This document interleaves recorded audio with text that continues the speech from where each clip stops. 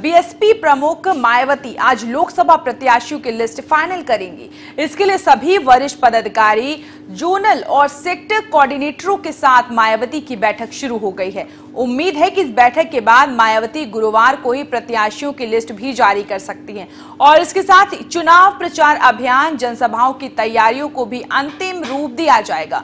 BSP प्रमुख मायावती लंबे समय से लखनऊ में ही हैं, तब से वो लगातार बैठकें ले रही हैं। यूपी में ही ज्यादा समय देने के लिए उन्होंने अपने आवास को केंद्रीय कैंप कार्यालय में तब्दील कर दिया। अभी तक यहीं से वो दूसरे राज्यों की बैठक भी ले रही थी। यहीं पर गुरुवार को उन्होंने वरिष्ठ पदाधिकारियों के अलावा यूपी के कोऑर्डिनेटरों की बैठक बुलाई। हालांकि पार्टी ने प्रभारियों के नाम पहले ही तय कर दिए थे, तब से वो चुनाव प्रचार भी कर रही हैं, लेकिन प्रत्याशियों की आधिकारिक लिस्ट जारी नहीं की थी। अब पहले चरण का नामांकन 18 मार्च से शुरू होना, इसको देखते हुए गुरुवार को प्रत्याशियों की लिस्ट जारी करेंगी। माना जा रहा है कि कुछ प्रभारियों के नाम इस लिस्ट से कट सकते हैं और उनकी जगह किसी दूसरे प्रत्याशी घोषित किए जा सकते हैं।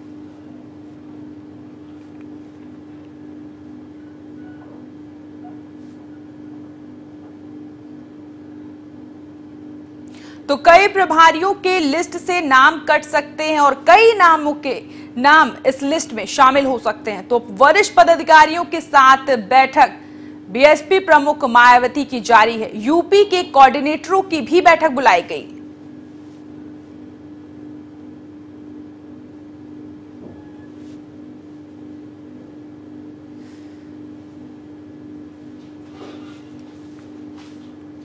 और इस खबर पर अधिक बातचीत के लिए नेशनल वॉइस से संवाददाता रजनीश पांडे जुड़ चुके हैं हमारे साथ। तो रजनीश, यहां पर बीएसपी प्रमुख मायावती, यहां पर कोऑर्डिनेटर्स को बुलाया गया है, बैठक जारी है, अभी भी क्या कुछ जानकारी? देखिए, बहुजन समाज पार्टी का परंपरा रहा है कि जो कैंडिडेट की सूची जारी होती है उसमें कोऑर्डिनेटरों का बड़ा रोल होता है। आधिकारिक रूप से वही लोग घोषणा करते हैं जिस क्षेत्र के वो कोऑर्डिनेटर होते हैं कि यहाँ पे फलाना प्रत्याशी बहुजन समाज पार्टी के सिंबल पे चुनाव लड़ेगा। जो चर्चा है, हालांकि एक बसपा में और परंपरा रही है दिव्या की जो प्रभारी रहे हैं उन्हीं को अंत में कैंडिडेट बना दिया जाता है, लेकिन जो चर्चा आ रही है कि कुछ जगह पे फेरबदल हो सकता है क्योंकि उसके पीछे तर्क गिनाया जा रहा है। तो जाति समीकरण के लिहाज से जिनको पहले प्रभारी बना दिया गया था वो जाति समीकरण के लिहाज से वहाँ पे फिट नहीं बैठ रहे हैं। तो चर्चा है, चूंकि पश्चिम में बहुजन समाज पार्टी का गढ़ रहा है। अगर अब बात करें विधानसभा में बात करें या लोकसभा में बात करें, हालांकि 2014 का जो लोकसभा का चुनाव हुआ था वो बसपा के पक्ष में तो नहीं था, लेकिन बसपा के जो कैंडिडेट जीते हैं पश्चिम में इनके अच्छे फाइट किए थे। और जो महागठबंधन की बात करें समाजवादी पार्टी के साथ, वहीं उनको लोकदल के साथ जो समझौता हुआ है वहां बसपा को अच्छी खासी सीटें दिया गया है। जो इनका गढ़ रहा है, जैसे आपने बताया कि प्रथम चरण में मार्च में ही नॉमिनेशन होना है, तो उसके लिहाज से कैंडिडेटों की सूची आनी जरूरी है, जैसे कार्यकर्ताओं में मैसेज है। और मैंने पहले ही कहा कि जो प्रभारी होते हैं उन्हीं को कैंडिडेट मान लिया जाता है, लेकिन जाति समीकरण के लिहाज से कुछ प्रभारियों को बदला जा सकता है। तो सबकी निगाहें बनी हुई है। सबसे बड़ी चीज़ है कि कल पश्चिम में प्रियंका गांधी रावण से मुलाकात करने गई थी, उसके बाद अखिलेश यादव को मायावती ने अपने बंगले पर तलब की थी। और उसके बाद जो चर्चा है कि जो कार्यकर्ताओं में तलखिया है उस पर भी बात होगा, तो क्या अमेठी और रायबरेली में कैंडिडेट उतारना है कि नहीं उतारना है। हालांकि बसपा हमेशा से कांग्रेस के खिलाफ वहाँ कैंडिडेट देती रही है, लेकिन चूंकि समाजवादी पार्टी वहाँ कोई कैंडिडेट नहीं देती है तो एक दबाव भी है। जो महागठबंधन में सीटें छोड़ी गई थी तो उनका कैंडिडेट कौन होगा, तो कुल मिला के इसी पे मंथन चल रहा है। और अभी भी मंथन की लगातार लोग आ रहे हैं, जा रहे हैं, जिसको बुलाया जा रहा है। और प्रभारियों के इतर जिनका बहुजन समाज पार्टी में अच्छा रोल होता है, जो उनके हर एक फैसले में उनसे मायावती सुझाव लेती हैं, उनके पास हालांकि कोई कोऑर्डिनेटर की जिम्मेदारी या राजनीतिक पद की जिम्मेदारी उनके पास नहीं है, लेकिन उनको भी मीटिंग में बुलाया गया है। जी रजनीश, क्योंकि बात की जाए तो मायावती काफी समय से लखनऊ में और लगातार रोज कहीं ना कहीं बैठक का दौर उनका जारी, और ऐसे में अगर लिस्ट जारी होती तो कई नाम हटाए भी जा सकते हो। कई प्रत्याशियों के लिए खुशखबरी की भी बात है कि उनका नाम ऐड ऑन हो सकता है इस लिस्ट में।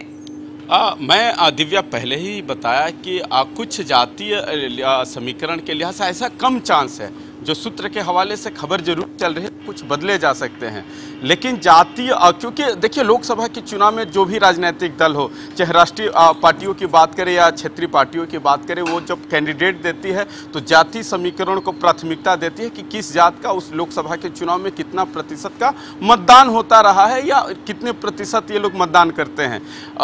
कुछ जगह मैंने चर्चा किया, कुछ जगह जाति समीकरण के लिहाज से प्रभारियों की जो चर्चा है फिट नहीं बैठ रहे हैं जाति समीकरण के लिहाज से, तो उनको बदला जा सकता है। तो जब तक कोई प्रत्याशियों की फाइनल सूची नहीं जारी हो पाती तब तक कयास का ही दौर रहेगा। लेकिन जो चर्चा ये आ रही है कि पश्चिम में कुछ पूर्वांचल में बदला जा सकता है, तो हम लगातार अपने दर्शकों को अपडेट देते रहेंगे कि बैठक में क्या निकल के आया। बिल्कुल राजेश, लेकिन यहाँ पे गौर करने वाली बात ये सामने आ रही कि बसपा सुप्रीमो मायावती कांग्रेस से खासा नाराज है, क्योंकि अब बात ये भी सामने आ रही कि वो रायबरेली और अमेठी से भी प्रत्याशी उतार सकती है मैदान पर। दिव्या मायावती के बारे में कहा जाता है कि मायावती नहीं चाहती है तो उनके बाद का कोई और दलित चेहरा राजनीति में आए।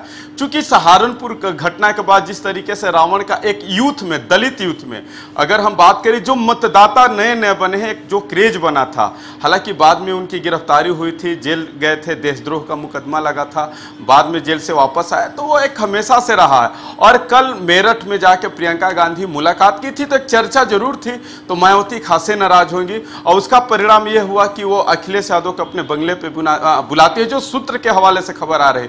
और उन्होंने कहा कि देखिए जो महागठबंधन की 2 सीटें छोड़ी गई थी कांग्रेस के लिए, अमेठी और रायबरेली, वहां हम लोगों को कैंडिडेट देना चाहिए। अगर सही चीज है कि अगर समाजवादी पार्टी बसपा वहां कैंडिडेट दे देगी तो संघर्ष और रोचक हो जाएगा। लेकिन मैंने पहले ही कहा कि सारी बातें सूत्रों के हवाले से ही आ रही है। हम अपने दर्शकों को लगातार अपडेट देते रहेंगे कि बसपा का अमेठी रायबरेली पे क्या रुख होता है। जैसे बैठक खत्म होगी, जाहिर सी बात है जरूर प्रेस रिलीज आएगा और वहाँ के नेता जरूर जानकारी देंगे।